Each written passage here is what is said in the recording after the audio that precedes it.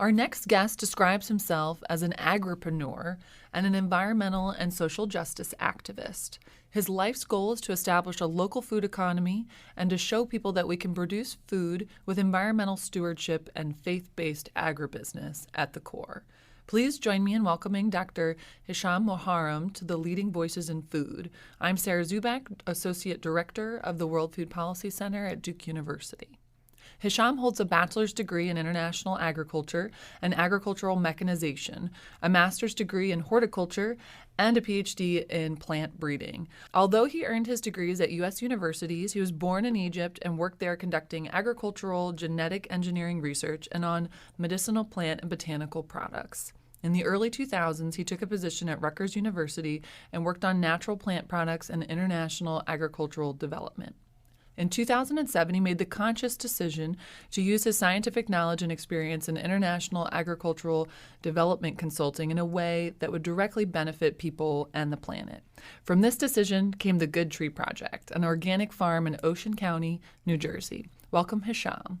Thank you so much. We so appreciate you joining us here today. And so I want to start off with, what is the Good Tree Farm Project and why did you get started with it? Okay, so the Good Tree Farm Project is going to be what I will work on from now until I am long gone. It is, to me, the combining of everything that has passed in my life to date, so that I can do my best in the years that remain to, one, please my Maker, and put what he gave me to the benefit of people and planet. Simply put, it is an ambitious project. It will not be completed in my lifetime. It will probably go on and on as far as trying to, quote-unquote, get done for many generations, because it's about people and planet. And there's a lot of work to do and a lot of places the objectives of the Good Tree Project need to be met. So what are those objectives of the Good Tree Project? I look at our society today, and you can almost take it across the world regardless of level of development or culture. There is drastically increasing inequity in societies. And collectively, as a species, human beings are, despite the detractors and the deniers, having such an impact on the ecosystem that this spaceship called planet Earth is in actual peril. And in Islam, the teachings of our Prophet Muhammad include a saying where he likened those who would sit by and watch while somebody did severe damage to two groups riding in a ship in the middle of the ocean. The group that has water is on the upper deck. The group that doesn't have water, fresh water, is on the lower deck. So not out of ill intent and greed, but out of wanting to be less troublesome, someone had the bright idea of saying, let's just make a hole beneath us and we can get all the water we want. And the Prophet said, if they let them be and they made that hole, the ship would sink and everybody would peril. So we have to stop those who, for ill intent or misguided good intent, would do such damage that everybody is going to go down with the ship. We're at that point, in my opinion, as a species, with respect to this planet and all the other species that are on it. We have both a responsibility and an incredible power over the system, and that's part of what we will be judged upon, as that's what Islam teaches us.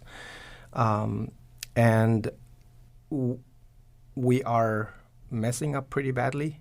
So those of us that can say or do something need to, because on the day of judgment, we will be asked why we did not. I'm simply trying to have an answer. So then at the Good Tree Project, an organic farm, what are the activities you're engaged in to sort of turn the tide? So I actually am trying to address a number of things with this project. And it's all about finding the right strategic partners in each potential location. But ultimately, what you're looking at is the most precious resource we have, which is the human mind. So if you take a community and you look at those in that community that are underachieving their potential, their God-given potential, you look at the reasons why, and you should, as a community or a governance body or what have you, attempt to address that so that these human beings can now get a little closer to fulfilling their potential. It's better for everybody. We have homelessness, we have runaway teenagers, we have substance abuse issues, we have people who either mistakenly got caught up in the system or made mistakes and went into correctional facilities and come out and they can't find jobs and they're not accepted, sometimes with justified concerns on the part of the general public. But we have racial inequities. We have a system in place that is not by accident. It's by design over many, many decades and maybe even centuries. And there's a power structure and a wealth structure that's very deliberate. But it's putting a lot of people at grave risk and cheating society out of the potential of all those individuals.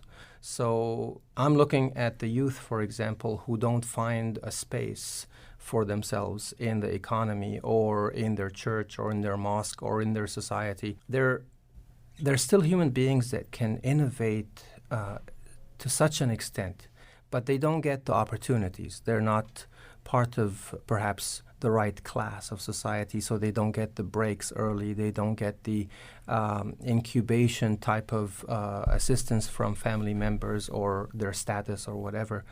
So it may be a young girl in the slums of Nairobi, but she could be the next Einstein. We just don't know that. We may never know that because she will never get the chances to explore that potential. So with respect to entrepreneurship, with respect to understanding their role in protecting the environment, understanding their role in being better citizens and engage with the issues and what means they have to affect policy and bring into office better policy makers. These are issues that need a third space for those categories of people to have open, honest discussions, explore their potential, start healing, and see what they can do. I can't address things in engineering because I'm not an engineer, but I'm a plant biologist, and that's my field. So within my field, I'm trying to, through the Good Tree Project, basically bring together people who want to do impact investment locally, with those demographics in their own community that need a helping hand. On the farm, we can provide the housing, we can provide the incubator, we can provide business opportunities, we can provide through that locally owned agribusiness a means by which they can begin to strengthen the local food system of their home town where they grew up, instead of everybody succumbing to the corporate model where you are simply a mobile laborer, and they'll, even if it's at a desk and at a terminal, you're still laboring for somebody, and they'll take you across the world where they need you. And when they don't need you, you get the pink slip.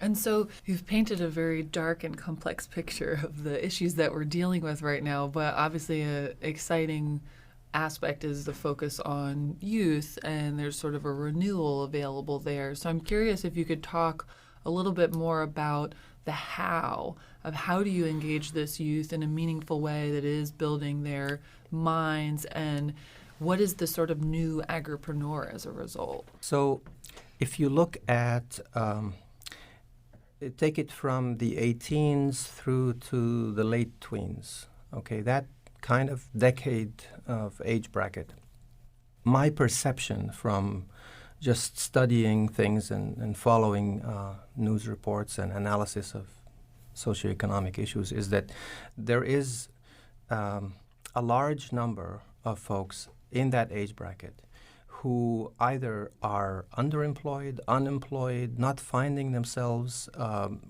wondering whether the high cost of a university degree is really worth it anymore, and they don't know what to do with themselves as far as having a good life, enjoying it, but also feeling like they are fulfilling themselves and their potential. Within my focus, I'm hoping to help someone who may be interested in starting a business growing insects. Of course, they would have to be not afraid of insects. But yeah, and why would one grow insects? Because there's a market for beneficial insects. There is growing interest in organic farming in the U.S. and internationally. Well, one of the mainstays of organic farming is not spraying, so the harmful insects, harmful in our view because they eat our crops, but they have their place in the ecosystem. We want to control their population, organic agriculture does, but we don't want to destroy them. So if you wanted to take the agricultural chemical companies approach, you would nuke everybody. But if you're going to do the balanced approach of live and let live, but control them so that they don't eat you out of business, then you would employ things like beneficial insects. They keep the population in check, but they don't wipe them out completely. Now you're a starting organic farmer. Where are you going to buy your lacewings? Where are you going to buy your praying mantises, your ladybugs? They're grown, they're reared in people who have in businesses where people who have a love and a passion for entomology and insects and aren't afraid of bugs would basically develop a business. They rear these bugs for resale, and they make a lot of money. That's a simple example. Take beehives. Lots of interest in the declining population of bee colonies across the country and the impact of, again, industrial chemicals used in agriculture. Someone who is really interested in that can develop different honey products because depending on the season, depending on the crop that they go to harvest pollen and nectar from, the honey will have different flavors. It will even have some of the medicinal properties of the crop that the bees fed on. So you literally have different honey products. You can also include things like beeswax, pollen, propolis. You can raise the bees themselves to sell them to people who are starting up or adding to their beehive business. So again, it's an aspect where someone who's not afraid of bees and who knows how to handle them, can study and learn, can develop a business that they can take anywhere in the world with them, just like the raising of beneficial insects. You take any other aspect of the diversified plan for a local agribusiness, and there is going to be someone with a chemistry, a biology, or in some cases even physics, engineering, because we're talking about using shipping containers for year-round production in shipping container greenhouses, making mobile homes for those farm entrepreneurs, agripreneurs, where they can literally haul their home from one location to another. We're starting another farm. The whole team can be relocated to help set it up. And their homes are there with them because they just got trucked over. Shipping containers. And so your goal, Hisham, for the Good Tree Project is to empower these faith-based communities and faith-based private schools in underserved communities by providing access to affordable organic produce and these apprenticeship opportunities related to food justice. And so could you unpack that a little bit more for me, the food justice piece, and why that matters for your work? Yes. So food justice for me has to do with being able to afford high-quality food and having access to it as far as just the logistics and the convenience. So when you look at where vulnerable populations that don't have access to healthy food as easily or cannot afford it because they're not making the kind of income that can sustain purchasing from Whole Foods or whatever. Typically, they are in what was a few years called food deserts, or places where there aren't grocery stores that bring in fresh food. They don't have necessarily an active farmers market. They're not near farming communities. So though the children or the youth of those communities, often many of them, if they're people of faith, communities of faith, would have a Catholic school, would have a Muslim school, would have a Jewish school, would have whatever it's affiliated with their faith. None of them get tax dollars because they're faith-based. The schools that are public get tax dollars. They get lunches. They get access to government-funded access to farm produce that's local. Private schools don't do that. They can't access it. A lot of those locations also, if someone wanted to go to a farmer's market to buy for his or her family fresh produce, they'd have to drive very far, and often they work 2 or 3 jobs, and they have one car, and it breaks down a lot. So going to a distant farmer's market is a gamble. So again, how we gotta get the food to them. So basically what I'm thinking is, okay, so a lot of these communities are disempowered also in the sense that they do not own property. That's another aspect of our country's history where minorities, racial or otherwise, were disempowered by making sure that they either don't or lose access to ownership of land. Whereas you look at the big churches in America, often they're white, they own a lot of land. That's one of the biggest landowners in America, is churches. But the inner city black churches don't. The mosques don't. The Hindu temples don't. Owning land is something that these faith groups are new to. They're still in their infancy in developing, perhaps. But if you get these faith groups to be part owners of farms, if you get their faith-based schools to be part owners, you can now also empower their own youth. Typically, you'll have a few percentage points of the youth that are really interested and serious to make a go of it. That's often the case. But if you have a community with 5,000 youth, because there are 40,000 people in that demographic, you can easily find the number. You want to go, help, and learn, and then bring the produce back to their church or their mosque or their school and sell it for a profit that they share with the farm. Now the youth has learned, and they brought the food back at affordable prices to their own community. But it seems like a key challenge is if you want to get into farming, you need the access to the land. So that's the key, yes. Mm-hmm. And I've been, this year in particular, I've been visiting communities to basically try and put together these strategic partnerships. Every single place, the key issue is we can't afford it. The farms are too expensive.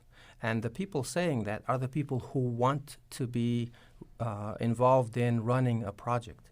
So basically, strategic partnership is like this. You're not a farmer, but you're an academician with a good job, and you have a desire to put some of your income towards impact investment. You're not giving it away, you're investing it, but you want it to make a difference, not simply bring you profit back to your bank account, but make a difference in people's lives. You want both, but you're moderating your desire for cash profit. So you put that together with the youth that want to own land. Now they both own the land. One is getting a return when the venture turns a profit. The others are learning and working hard because they got a vested interest in the business succeeding. That's how they're going to make their career. So they've helped each other. And they're co-owners of their own land locally. It hasn't gone outside their community in terms of ownership. So as my last question, would love to find out, what do you feel like has been your greatest success so far and your greatest learning experience? So I think that the greatest success I can point to is that I'm finding it not difficult to bring together the strategic partners. In almost every community I've visited, takes about a week, and I'm driving lots of places, meeting lots of people, thinking and asking and talking, and eventually you find in this community these are the right strategic partners. But the challenge has been to be able to access enough of their communities to convince those who have impact investment potential to go ahead and begin pooling their financial resources to empower their youth. The only way I can think of starting the ball rolling in that second challenging area is we're putting up our own real estate ownership in New Jersey as a collateral in every place that we go to. When they invest, they'll be investing to be part owners of an existing farm, and their investment will go towards buying a second farm where they reside. So now they become owners in multiple locations. So 5 years down the line, when we've got 5 farms, we've got share owners, part owners, from 5 different communities in all of the 5 farms. It's a security issue, but it gets people who have $5,000 and are hesitant more encouraged to, yeah, I'll go in. And you put 5 of those at $25,000, you got $125,000. You can put a good down payment on a good piece of property. Well, at Duke World Food Policy Center, as we've mentioned to you before, we're trying to play a bridging role, and it sounds like you have invested in being a matchmaker in all levels of what you're trying to do. So this has to be a lot more people, because I cannot keep on trying to do it all. I'm reasonably successful, but for this to really achieve its potential, we need a lot more people jumping on board to do this.